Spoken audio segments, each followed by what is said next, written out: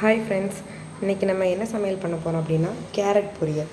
தேவையான பொருட்களை பார்த்துக்கலாம்.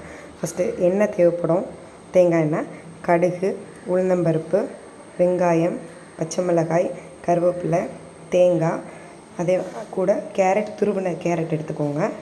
தேங்காயும் கொஞ்சம் துருவி வச்சுக்கோங்க. இப்போ வாங்க எப்படி செய்யலான்னு பார்த்துடலாம். ஃபஸ்ட்டு அடுப்பை ஆன் பண்ணிக்கோங்க. ஒரு ஸ்பூன் போல் எண்ணெய் ஊற்றிக்கோங்க. எண்ணெய் சூடாகட்டும். எண்ணெய் சூடாகிட்டு இப்போ அதில் கடுகு போட்டுக்கோங்க. அப்புறம் 2 உளுந்தம்பருப்பு. கடுகு போட்டிருச்சு. இப்போ கருவேப்பிலை போட்டுக்கோங்க. அப்புறம் நம்ம வெட்டி வச்சுருக்க வெங்காயத்தை போட்டுக்கோங்க.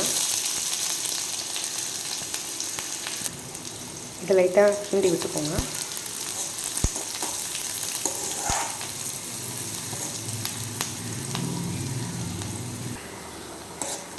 நல்லா பொன்னிறமானதும் பச்சை மிளகாய் சேர்த்துக்கோங்க. பாருங்கள், நல்லா கோல்டன் ப்ரௌன் கலரில் வந்திருக்கு. இப்போ நம்ம கேரட் எடுத்து சேர்த்துக்கலாம்.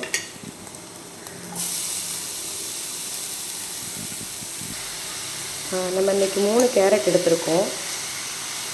கேரட் பொரியல் பண்ணுறதுக்கு அதிகமான அளவு எண்ணெய் தேவைப்படாது. நல்லா கிண்டி விட்டுக்கோங்க. இப்போது கேரட் பொரியலுக்கு தேவையான அளவு உப்பு சேர்த்துக்கோங்க. கொஞ்சமாக சேர்த்தா போதும், அதிகமாக சேர்க்கக்கூடாது. இப்போது கேரட் பொரியலை ஒரு மூடி போட்டு வேக வைக்கலாம். சிம்மில் தான் இருக்கணும். அப்பப்போ கொஞ்சம் மூடி ஓப்பன் பண்ணிவிட்டு இதை லைட்டாக கிளறி விட்டுக்கோங்க. சுலபமாக பண்ணிடலாம் கேரட் பொரியல். கொஞ்சம் நல்லா வேகட்டும். பாருங்கள் எவ்வளோ அழகாக வெந்திருக்குங்க. அடி பிடிக்காமல் பார்த்துக்கோங்க. அதனால தான் சிம்மில் வைக்க சொன்னேன் ஃபஸ்ட்டு.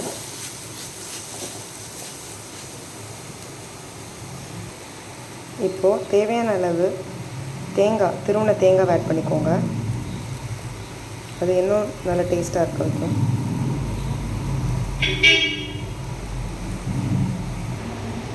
இப்போது இதை நல்லா கிளறி விட்டுக்கோங்க.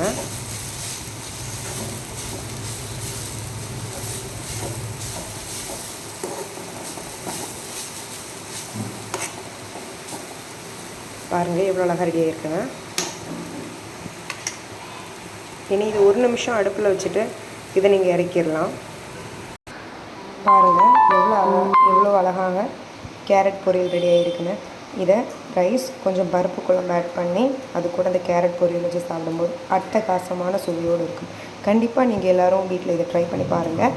பிடிச்சிருந்தா லைக் பண்ணுங்கள், ஷேர் பண்ணுங்கள், சப்ஸ்கிரைப் பண்ணுங்கள். தேங்க்யூ.